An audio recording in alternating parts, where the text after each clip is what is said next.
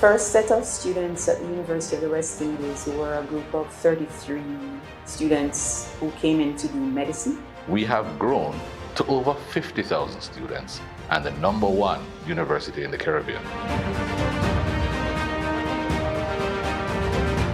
As we celebrate 75 years, we want to pay tribute to the principals who have been the building blocks of the success of this campus and institution.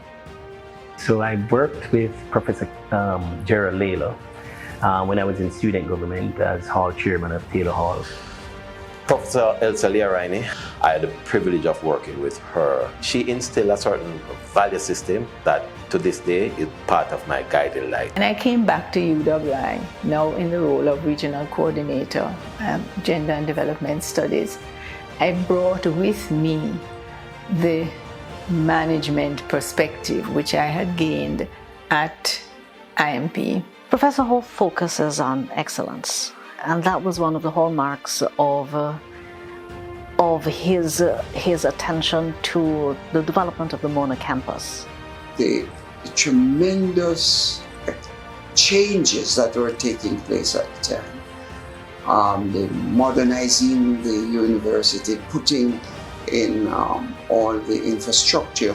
Professor Shirley, as principal, I worked with him and assisted and guided in terms of the processes.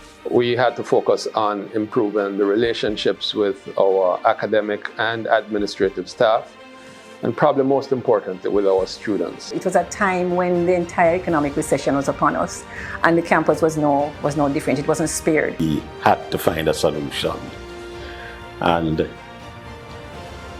what we did was to implement the full fee paying program. Each principal has had to respond to the particular time in which they have been principal of the institution. One thing I've always admired is each one came at a unique period. Thomas Taylor took nothing. He took a concept. He took a great idea, a wonderful idea, and he made it into something.